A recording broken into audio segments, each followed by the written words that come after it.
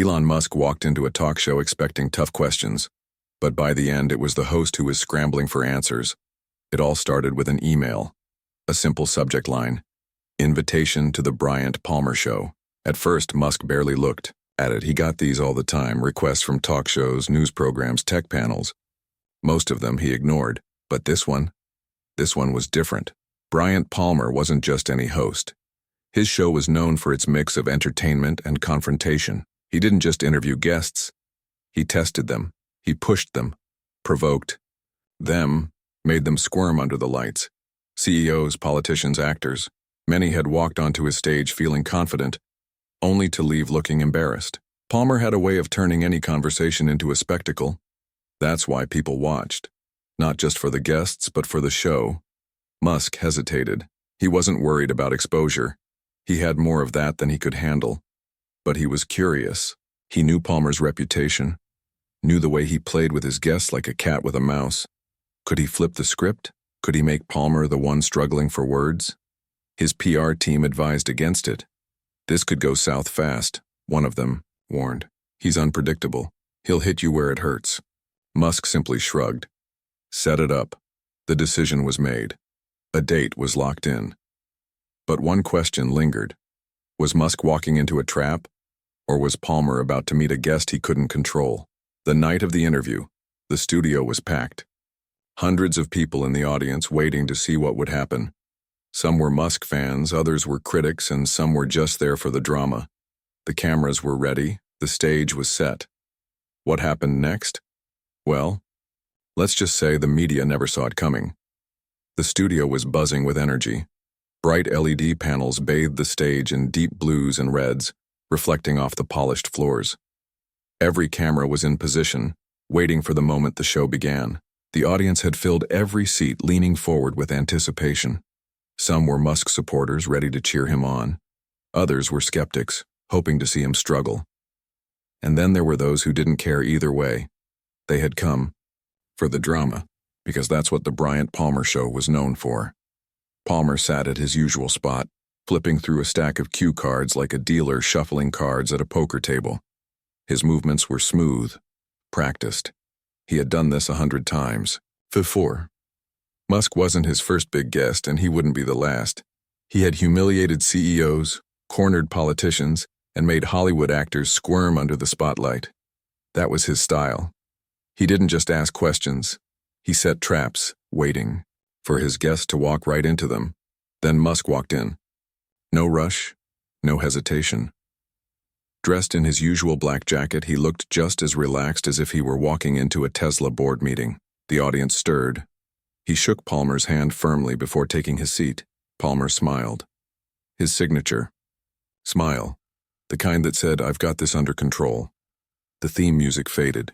The applause died down. The cameras zoomed in. Palmer turned to face the audience, his voice smooth, dripping with confidence.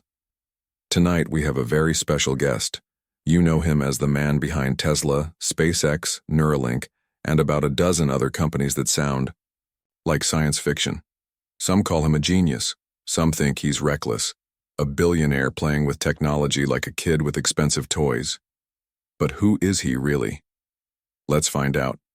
Elon Musk, welcome to the show. A mix of applause, murmurs, and a few scattered cheers. Musk gave a small nod, his expression unreadable. Palmer wasted no time. He leaned forward, elbows resting on the desk, locking eyes with Musk. His voice took on that "let's get serious" tone, the one he used when he wanted his guests to know they were in for a fight. Elon, people call you a genius. Others think you're just a billionaire who got lucky. Which one is it? There it was, the first jab. No warm-up, no friendly small talk, just straight to the point. That was Palmer's strategy. Keep his guests on edge. Make them react. The audience sat up, watching closely. They had seen this before. Palmer throwing a loaded question, waiting for his guest to stumble, to get defensive, to say something he could twist into a headline. But Musk didn't flinch. He didn't frown. He didn't try to argue. He just smiled slightly and said, "I think history will decide." Some in the crowd chuckled. Others nodded, impressed by the calm response. The game had begun. And Palmer, he was just getting started. Palmer, didn't waste time. The moment Musk answered his first question, the host leaned in, eyes locked, voice smooth but sharp. He had done this before. Set the tone, control the pace, and keep his guest on the defensive. He wasn't here to make Musk look good, he was here to win. Let's talk about power, Elon, Palmer said, flipping to a new card. You have more money than some countries, private jets, rockets, AI, satellites. You don't just run companies, you run entire industries. Do you ever wake up and think, maybe I'm turning into a Bond villain? The audience chuckled. Some leaned forward, waiting to see how Musk would respond. It was a clever question, one that painted him as the kind of billionaire people feared, the kind with too much control. Musk didn't blink. He smirked slightly and said, if I were a Bond villain, I'd at least have a secret lair by now. Laughter rippled through the crowd. Even Palmer cracked a smile. But he wasn't done. He had more. Right, but let's be real, Palmer continued, his grin sharpening. You joke about being a villain, but let's talk about what's actually happening. X, formerly Twitter, has been chaos since you took over. Mass layoffs, controversy, advertisers pulling out. You call it free speech, but a lot of people say you've turned it into a mess, the crowd murmured. Some nodded, others waited. This was a big one. Social media was one of the most visible parts of Musk's empire, and not everyone agreed with how he handled it. Musk didn't hesitate. His voice stayed calm, his expression unreadable. X was losing $4 million per day before I took over. Now, it's profitable. Silence. A few claps. A shift in the room. That was something even Musk's critics couldn't ignore. The numbers didn't lie. Palmer, sensing the shift, pushed harder. He had to keep control of the conversation. He flipped to another card and raised an eyebrow. Okay, but let's step back. You don't just own a social media platform. You're working on AI, self-driving cars, brain chips. You control internet satellites. When does it stop being innovation and start being power? At what point do we start asking, should one man have this much control? The audience tensed. This was the kind of question that made headlines. It wasn't just about Musk anymore, it was about what he represented. Musk tilted his head slightly. He could have dodged, could have thrown back a rehearsed line, but instead he leaned forward. I build things that people see and test. They work or they don't. But media? They shape narratives without accountability. They decide what stories get told and how people should think about them. So tell me, Bryant, who really has the power? The audience shifted again. Some murmured. Others clapped. This wasn't just a debate anymore, it was something else. Palmer's smirk faltered just for a second. But he wasn't out yet. This was only the beginning. For the first time that night, Palmer hesitated. It was barely noticeable. A flicker in his expression, a slight shift in his posture. But Musk saw it. The audience saw it. The balance of power was shifting. Up until now, Palmer had been leading the conversation, throwing out accusations, waiting for Musk to slip. But Musk hadn't slipped. He had stayed calm, deflected when necessary. And now he was done playing defense. Musk leaned back slightly, his voice measured. Let's talk about power, Bryant. Palmer raised an eyebrow, trying to appear amused, but the tension in the room had changed. Oh? He said, tilting his head. Musk gestured toward the cameras, the audience, the entire set around them. You criticize me for power, but let's be real. Who decides what's newsworthy? Who gets to shape public opinion? You? Your producers? Your network executives? The audience went silent. Palmer's smirk twitched. He wasn't used to being the one under the spotlight. Musk didn't let up. You sit here calling out billionaires, pretending to challenge authority, but your paycheck comes from the same corporations you claim to be against. They tell you which stories to push, which narratives to spin. So tell me, Bryant, who really has the power here? A murmur ran through the crowd. Palmer's confidence wavered. He had expected to be the one exposing Musk, not the other way around. He needed to get control back, fast. He flipped through his cue cards, searching for something solid. Then he found it, a lawsuit, something that had been in the headlines. He straightened in his seat, his smirk returning. Let's not change the subject, Elon. Let's talk about Tesla. Your company has faced lawsuits over racial discrimination. How do you justify that? It was a calculated move. No one wanted to look dismissive about an issue like this. Palmer thought he had Musk cornered, but Musk didn't flinch. He nodded slightly. That's a problem in every major company, he said. And when we found issues, we addressed them. But since we're talking about lawsuits, let's talk about your network's history. How many times has it been sued for pushing false narratives, for misleading viewers, for ruining reputations with misinformation? Palmer opened his mouth, then closed it. The audience shifted uncomfortably. They weren't used to seeing Palmer on the defensive. Some of them had probably never even considered the idea that the media itself could be just as guilty as the people it attacked. Palmer forced a chuckle, trying to brush it off. Nice deflection, Elon. But we're here to talk about you. Musk didn't blink. I thought we were here to talk about accountability. Or is that only something you care about when it's convenient? A few gasps, scattered claps. Palmer's grip on the conversation was slipping, and everyone could feel it. Palmer tried again. You act like you're different, but let's be real. You're just another billionaire stirring controversy to keep people talking about you. Musk tilted his head. You stir outrage, but do you actually solve anything? Silence. The crowd erupted. Cheers, applause, people turning to each other, whispering. This wasn't just an interview anymore, it was something bigger. Palmer wasn't leading the conversation anymore. He was trying to keep up, and he was losing. The interview had barely ended when the internet caught fire.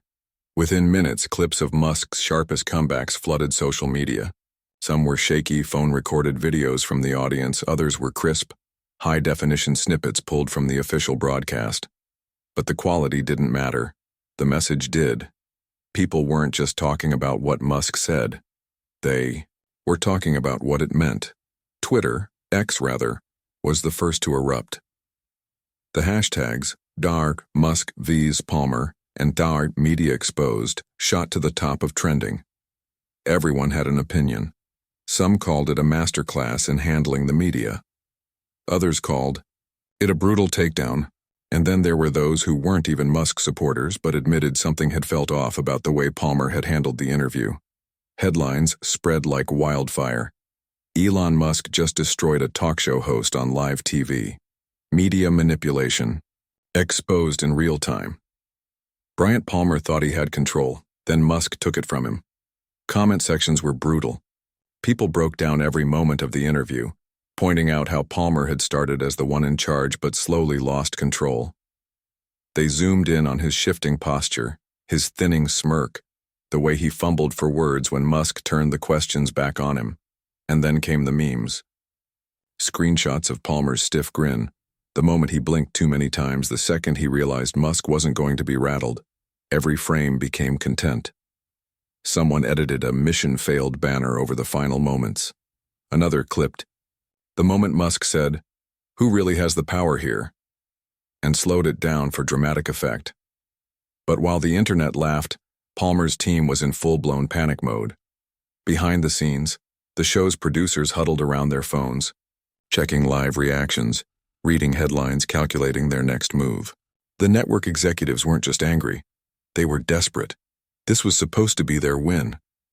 Palmer had built his career on making guests uncomfortable, making them look unprepared, making them look like the ones avoiding the truth.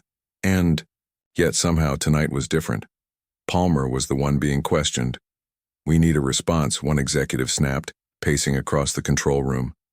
"We need to control the narrative," another said, scrolling through an endless stream of tweets. But the problem was it was too late. The audience had already made up their minds. Palmer sat alone in his dressing room, scrolling through the reactions himself. His face was blank, but his grip on the phone was tight. He had been in tough spots before. He had handled difficult interviews, walked through PR storms, deflected bad press. But this was different, because this time the public wasn't just talking about Musk. They were talking about him, about how he had tried to control the conversation, about how he had framed his questions, about how the media itself had lost credibility, and then the post that changed everything. The one that spread faster than all the others. The one that summed up exactly what people were feeling but hadn't quite put into words yet. The scariest thing about last night? Realizing how badly the media wants to control the story. That was it. That was the shift. Because once people see the cracks, they don't stop looking for more. And at that moment, Palmer realized this wasn't just another viral moment. This was a turning point. The conversation had started as just another late-night interview.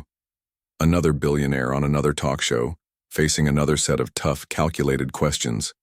But by the time the cameras shut off, it had become something much bigger. This wasn't just about Elon Musk and Bryant Palmer anymore. It wasn't even about a single interview. It was about something deeper.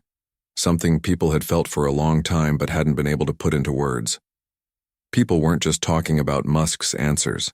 They were talking about the way the interview felt, the way Palmer had tried to control the conversation, the way the questions had been framed, the way Musk had flipped the script, exposing how the media could push a narrative just as easily as any billionaire could. And that's when the real shift happened. For years, people had been told that billionaires control the world. That money shapes industries, politics, and innovation. But this interview forced them to ask a different question. What about the media?